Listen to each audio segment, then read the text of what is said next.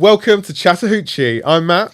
And I'm G. And before we get going with this episode, if we could just ask you to please like, subscribe, and share. And it helps us to keep going with the most amazing guests for this podcast. And y'all have always been like that. I mean, I went to college in Liverpool at LIPA, and that was in 2006. And even then, like, story songs were happening with kind of singer-songwriter type artists, you know? And so I feel so accepted and welcomed here with my music and my writing.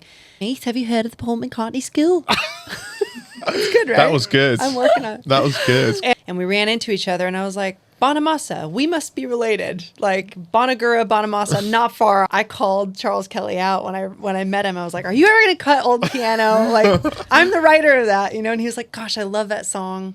If we don't end up doing it, if you ever do it, please call me." And it was Kezia, and I was like, "Who the hell is that? That girl is badass."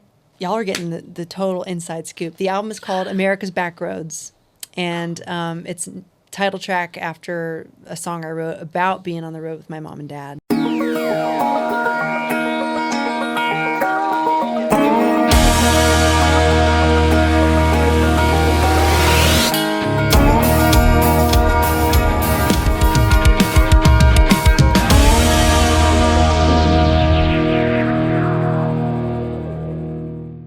Alyssa Bonagura, welcome to Hoochee. Thank you. I love the way you say my name. Well, how do you say it? How do you say it? No, it's better in an accent. Is it? Yeah.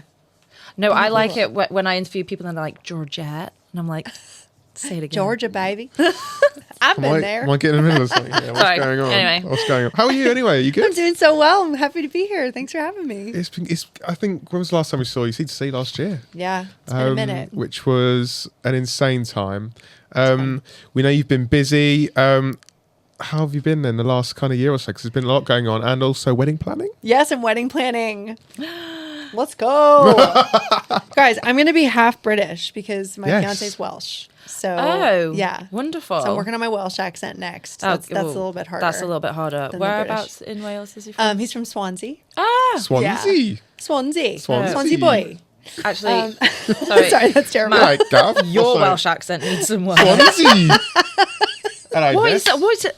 All right, Gav, how's it I'm going? borderline Jamaican with it, so I got to be careful. All right, Dave. That's Liverpool. All right, Dave. mates. The only reason I know how to do that is because I lived in Liverpool. There's a whole thing. Yeah, it's a whole thing. But I'm doing well. Thank you for asking. That's good. So good, Alyssa. I'm doing well. I've been working really hard the last 3 years on a new record, which is coming out in June, which I'm very excited about. So we are planning all that. We're getting ready to get on the road and play some shows with Kezia Gill, which I'm excited about. And I'm planning a wedding. So it's all happening.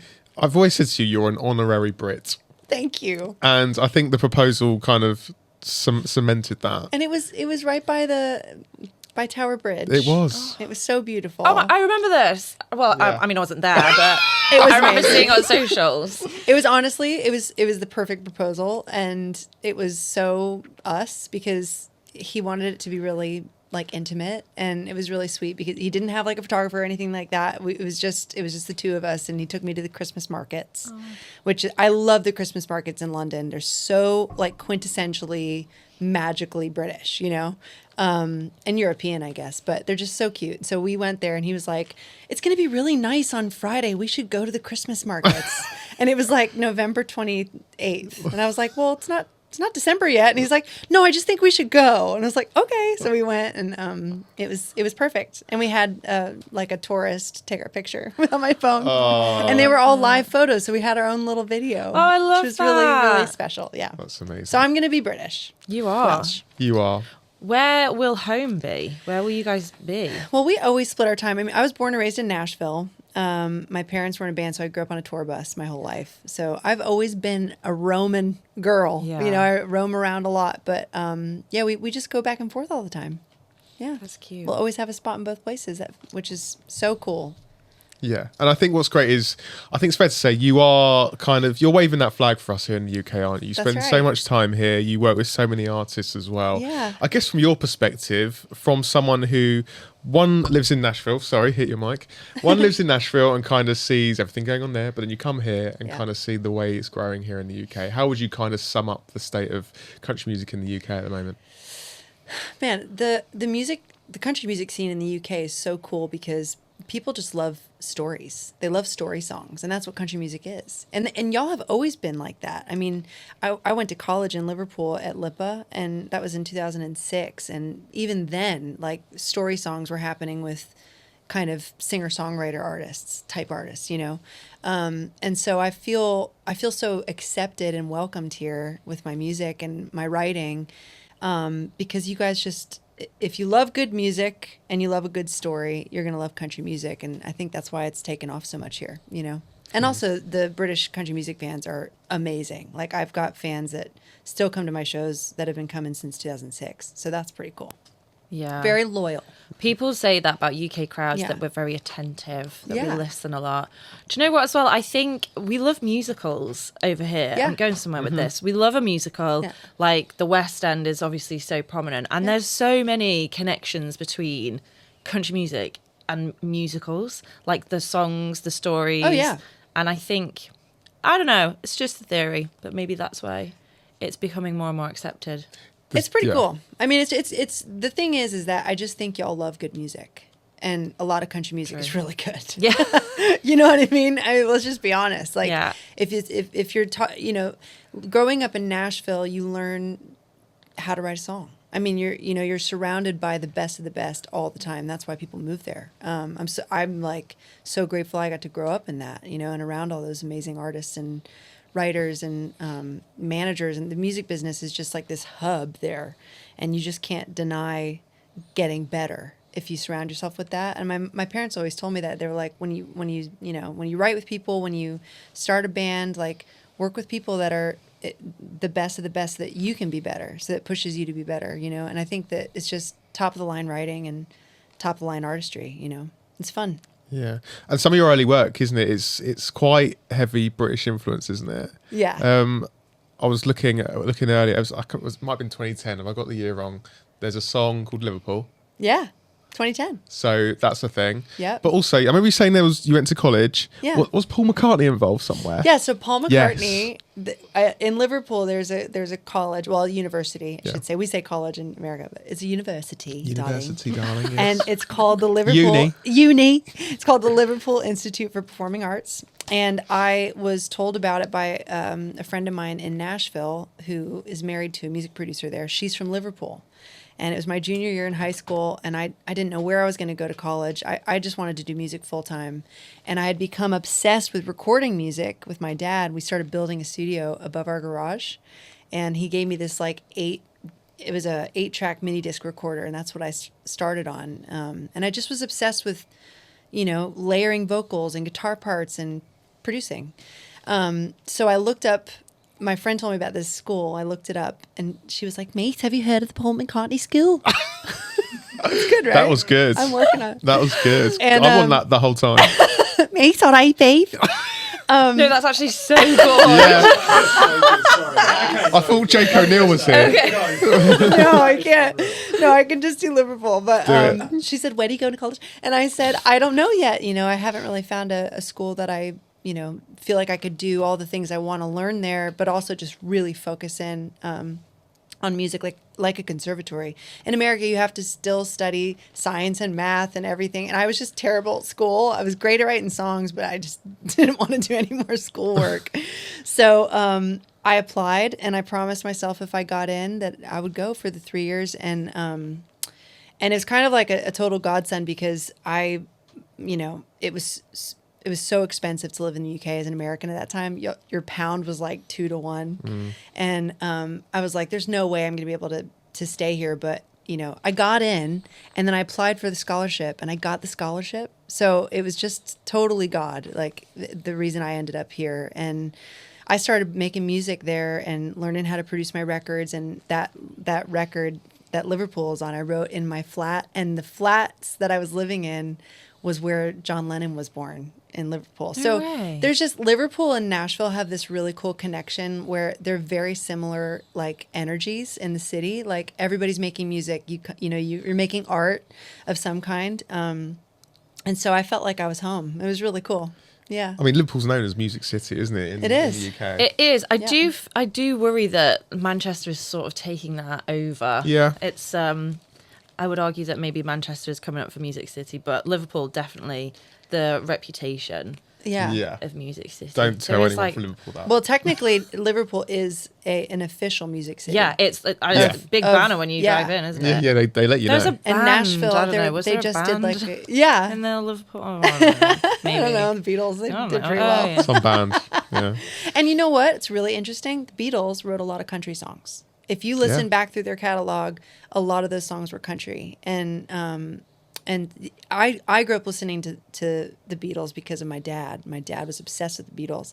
And as much as I grew up in a country music household, there was something about the British inspiration that just kind of, it has this, it's got an edge to it that American music doesn't have. And that's why I think Americans are obsessed with British music and Brits are obsessed with American music, Grass is always greener, but that is what they say. Yeah.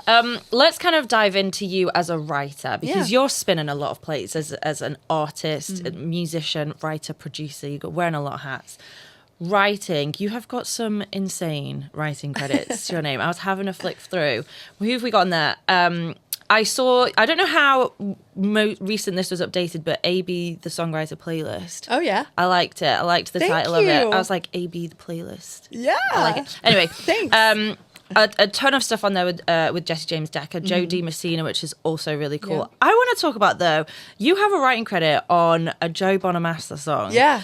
Can we talk about that? How did that come about? I met Joe Bonamassa, at a studio. Randomly. A good friend of mine, Dave Kalmusky, runs a great studio in Nashville, and Joe was in for a session, and I was in the same day in the other studio, and we ran into each other, and I was like, Bonamassa, we must be related, like Bonagura, Bonamassa, not far off, you know?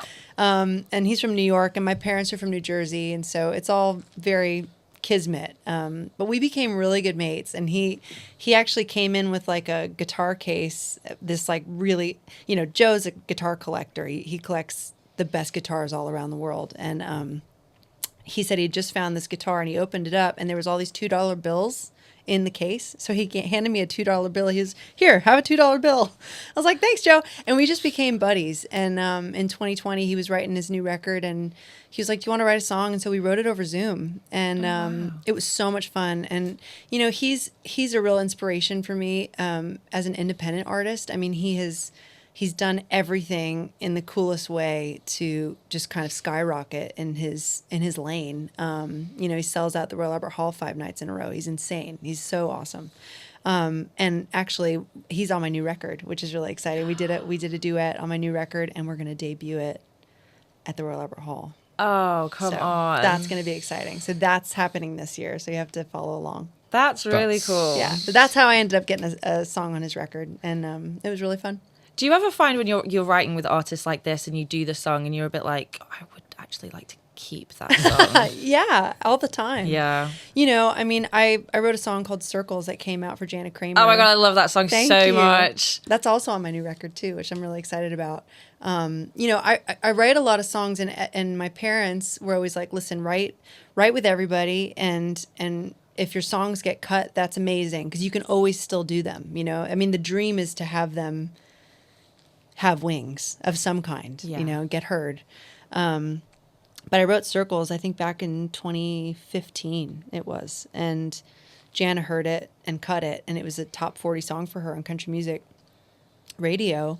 But I never got to do my own version. And so with this new album, I've kind of, over the last 3 years, I've gone back through my catalog and said, all right, what songs did I never got to put out? Let's do those. And Circles is one of them. Yeah. That's really exciting. Yeah. It's very cool though. And I think there's always a difference when an artist cuts your songs versus when you do your song. Even a really good friend of mine, Shane Stevens, he's an amazing writer. Please look him up because he's written so many hits. And we were talking about this one night about how when he goes out and sings the songs he's written, it has a different energy, like, because it's your story and you're sharing it. And so I feel very grateful that I get to share my own story.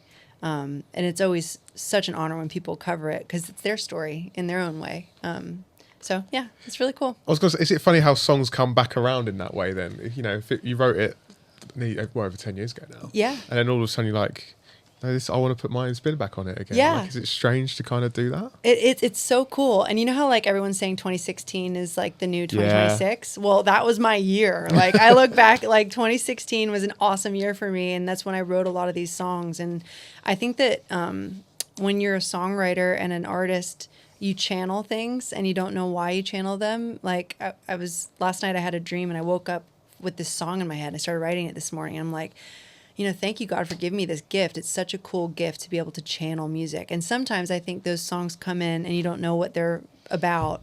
And then they have a story later on in your life. And I mean, Circles is the story of my life now with Steve, my fiance. It's so cool. So, yeah, if you write the right kind of song, it's timeless. Absolutely. That's the dream. Throw another name into the mix as well. Yeah. Charles Kelley.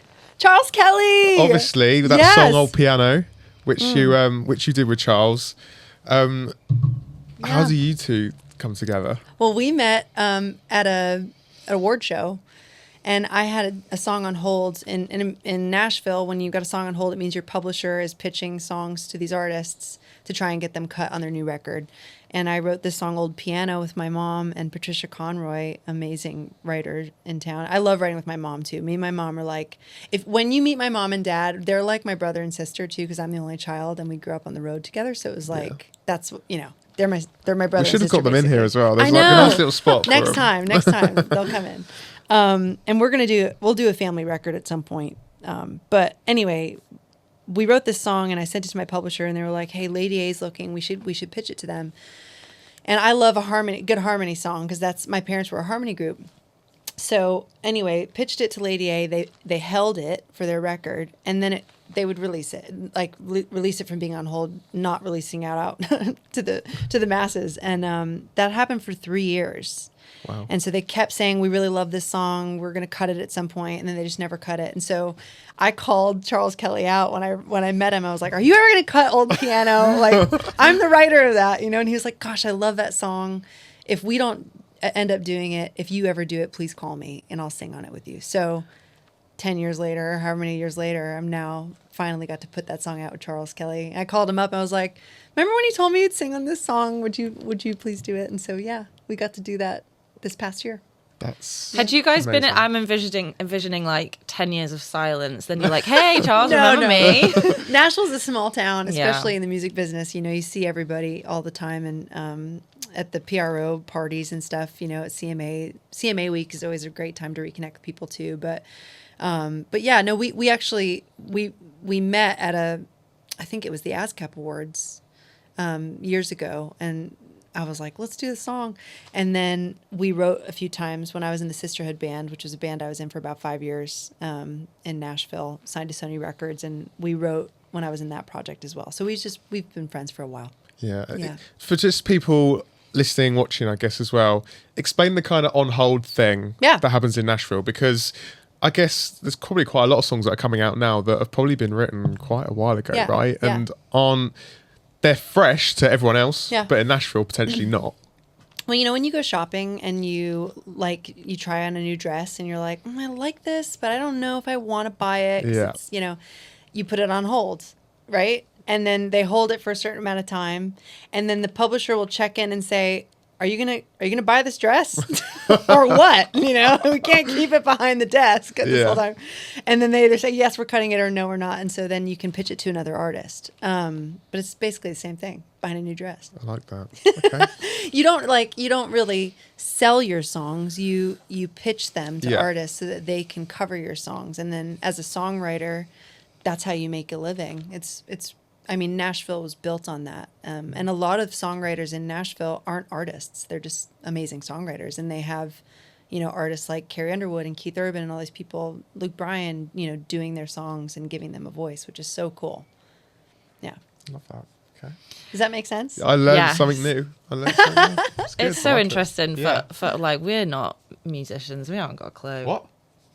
I don't know. You guys are pretty good. I heard you singing earlier. Yeah, no, that's... She's great on a tambourine. A Christmas record? It's happening, right? Yeah, we're going to make a Christmas song, aren't we? Listen, we're going to have to make you sign an NDA after that. Sorry. It's actually a DNA. I keep calling them DNAs. But anyway. DNAs. I don't know about signing a DNA. We won't make you do it. That's fine.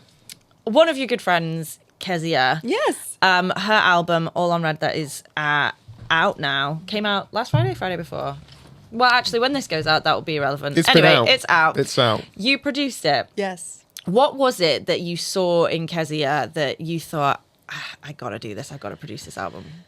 I just think Kezia is a star. And I think she's, I love girl power. I think it's really cool to see girls crushing it and playing guitar and making their own merch and, doing the hustle, because that's what it takes. And, we met just kind of being on the scene in the UK. I've been back here doing shows since 2020, really. And that was kind of the restart of my solo career after my band broke up, and started writing all these new songs and was playing a bunch of shows. And I heard Kezia at a festival I was playing, Buckle and Boots. It was the first time I played at a festival in forever, in the UK. And I was so grateful to be there. And I was going to bed in my tent, and I heard this voice in the atmosphere, and it was Kezia, and I was like, who the hell is that? That girl is badass, And that was the first time I heard her. And then we met each other, and she just, she's a bright light, and I think she's a really good human being. And so we were watching Sheryl Crow at the, what other festival? I mean, there's so many festivals. Black Deer? Was it Black Deer? Black Deer, yes. Yeah. We were at Black Deer. And she just came up to me and she was like, would you ever think about producing my record? And I was like, hell yeah. But we're going to have to do it in Nashville. Because that's what I thought, when I listened to her sing, I could hear the band, and I could envision the record. So I was so grateful that she asked me and that she trusted me to help her with it. So we cut it in Nashville. I think we did 7 songs in a day with the A-list band, and then we did an additional couple while she was, we did it remotely, and I went in with the band in Nashville, and it's just so much fun. And these guys I've known since I was a kid because they played on my parents' records too. So that's another really, cool, just kismet thing, where it's I can call up these guys like Fred Eltringham and Rob McNally and Sam Hunter, and Rob's won how many ACMs for being Guitar Player of the Year, played on that record. So yeah, it was really fun. It's an incredible album, and you missed 2 people out there because your mum and dad are on. My mom and dad are the on record too. as well. Yes, yeah, and it was really sweet. Kezia was like, "Listen, I'm gonna come out to Nashville." I was like, "You can stay at our house. We'll go in the studio. We'll write some songs and see if we beat any of the ones that she was bringing to the table." And I always think it's good to do that because you just never know what you're gonna get, especially it's a different energy too, being in Nashville and writing. And so she had this idea for This House Would Sing, and she said, listen, when I walk into your house, I feel like this house sings. It doesn't talk, it sings. And I was like, well, you're right. And I started crying because that's my whole life, was growing up singing with my parents, and it's such a special thing, to sing with your mom and dad and just family in general. So we wrote that song in 2 seconds, and it was storming outside. And I've got this really great photo I'll share with you of her sitting on the porch, playing this song. And then I was like, I came back and I was like, I got the chorus. If these walls could talk, this house would sing, And it was just so special. And so mom and dad sang BVs on that. And yeah, it's awesome. Music should be shared all the time, and if you've got family and friends that sing, get them on the record.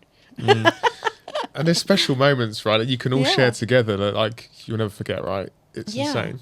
And life is precious, as I go through life, no matter, what I'm doing. I'm so grateful to just make music in general, but, life is precious, and you got to just live every moment like it's not going to be here tomorrow, So I think we really did that on that record, and I'm so grateful she trusted me with it, and we were able to create All on Red. We love it.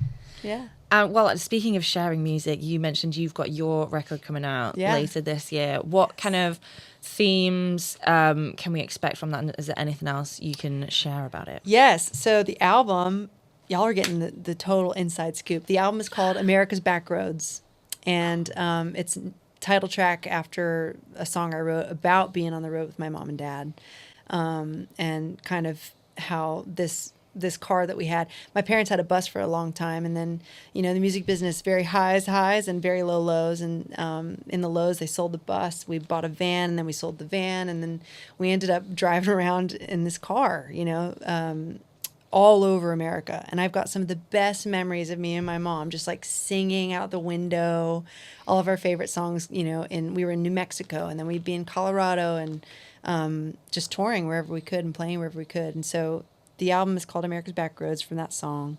It was cut in one day. The first 10 songs were cut in one day in Nashville with a lot of the same band that was on the Kezia record. And actually, I cut my record before we cut Kezia's, and that's why I was like, let's do it just like this, because I just did it, and I knew that Kezia could sing that long all day, because that's what she's trained pretty much to do that, playing all these gigs that she's played. And so we cut the album in a day. I went in and cut another 4 songs the next couple months later, and I produced it myself. I had all my friends on it. Drew Ballman's like my favorite engineer, and we went into Sound Emporium and did it all there. So it's been amazing, and I'm just so excited. It's finally coming out.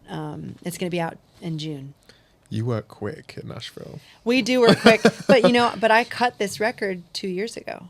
Wow. So it's taken this long to kind of get it together, but I finally got an amazing team here in the UK, 2 amazing managers that are helping me with everything, and yeah, we're gonna go guns blazing, baby. Put it out. Let's go. Let's go. And you taking it out on the road. You're going out on the road with Kez as well, aren't you? Yeah, I'm gonna be on the road with Kezia. We're touring the UK, and then when the album's up for pre-sale, which the first single is called Hippies and Gypsies, and it's a song about a guitar that I found on the road. I wrote it with Jeffrey Steele, who's a really good friend of mine, and Davis Nash, and we wrote this song. I actually on the America's Backroads as a kid, my parents would always get these gigs, and they'd be like, "Hey, we're playing in Montana, and we can't fly out. It's too expensive to fly, so we're gonna drive from Nashville."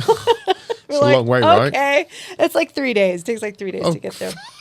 So that was longer than I thought that would. 3 hours away. We've got to drive 3 hours. Yeah, 3 hours. It's about 3 days. Okay. Non-stop driving. And so we were driving to Montana, which is one of my favorite places on earth. If y'all ever get the chance to go to Montana, you have to go. Have you seen like Yellowstone? Yeah. It's amazing. It's just, it's unbelievable. I know. I love it. I just finished Yellowstone. It's so good. But anyway, we were driving out to Montana. We had to get gas. We stopped in South Dakota to get gas at this shop, and the girl started talking to my dad. And at this point, we're like maybe 10 hours, I think, from where we need to be. And Mom and I are like, let's just get to Montana. Come on, we can get there. We could drive straight. And Dad's like, well, the girl just told me about this place called the Corn Palace. It's in Mitchell, South Dakota, and I feel like we should stop there and go just to experience it.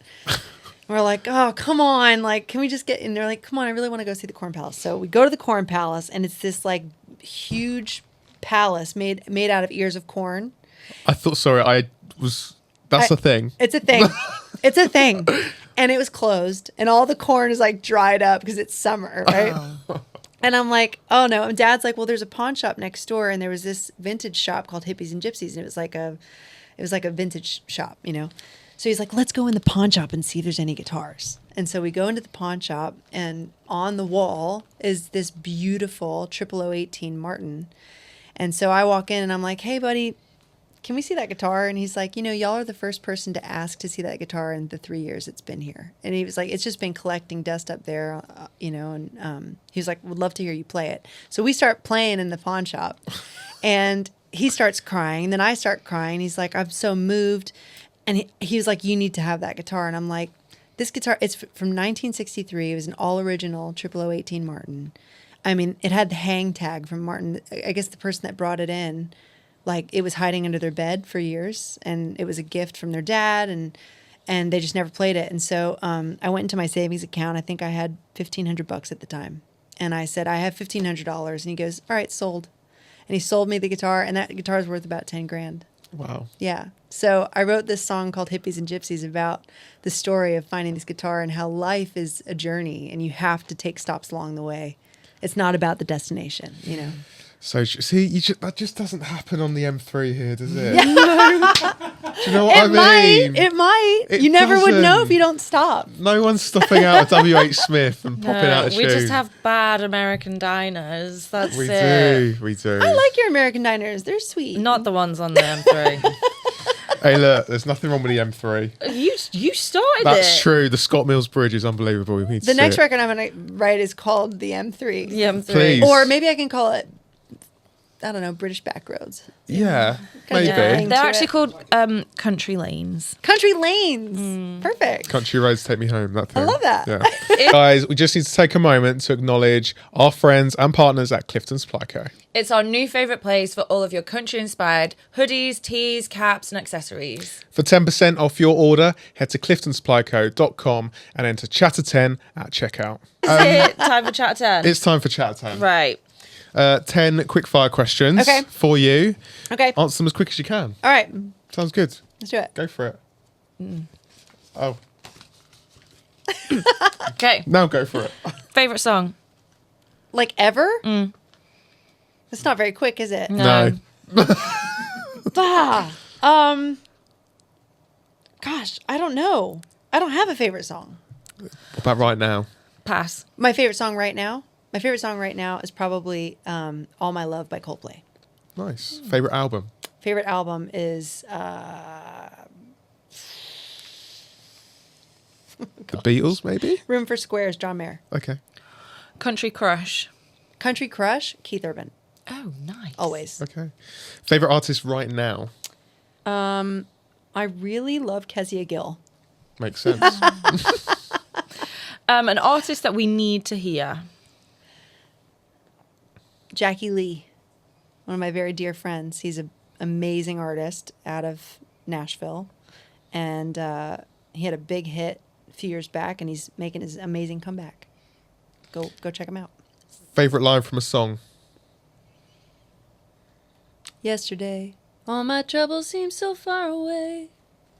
Now it looks as though they're here to say, oh, I believe in yesterday. The Beatles. That's a great song. I was just going to fall asleep. I was going to just let you carry on. You carry on. Best performance that you have done?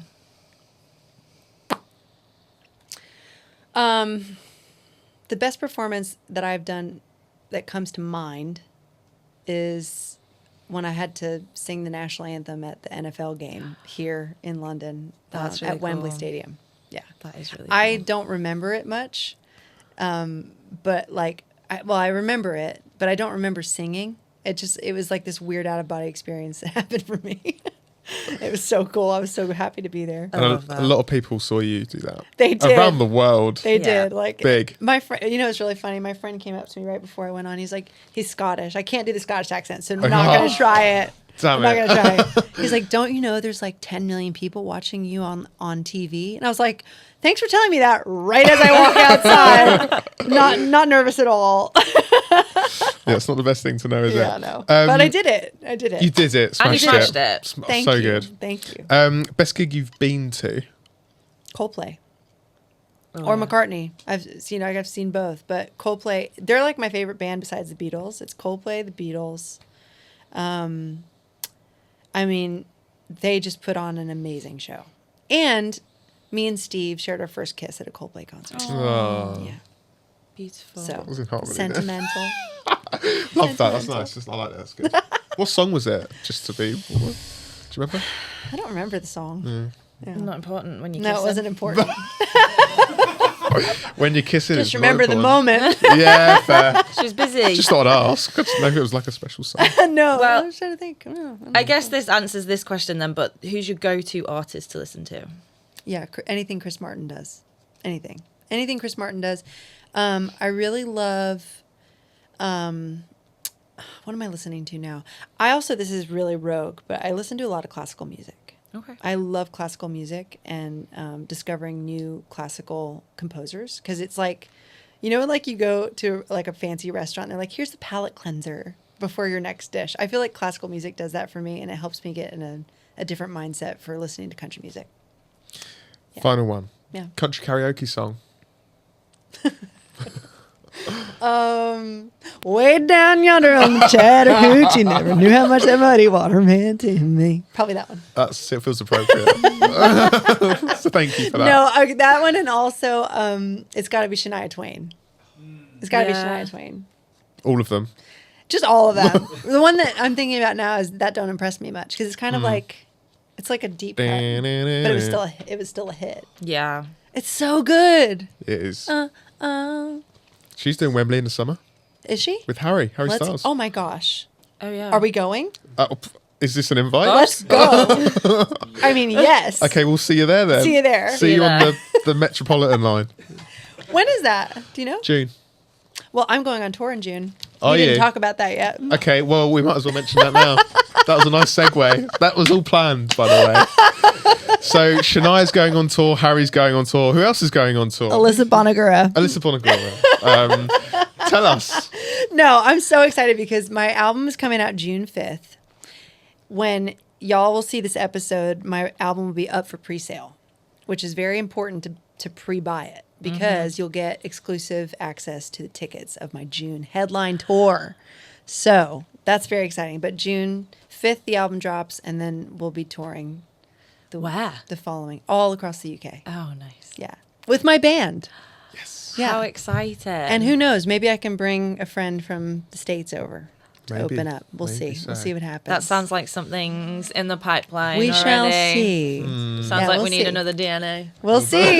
We'll see. We'll have to do another podcast. Okay, we'll do that. No. Maybe backstage. That sounds great. Should we do that? I think we should. Let's do it. Yeah. Sounds like it's a date.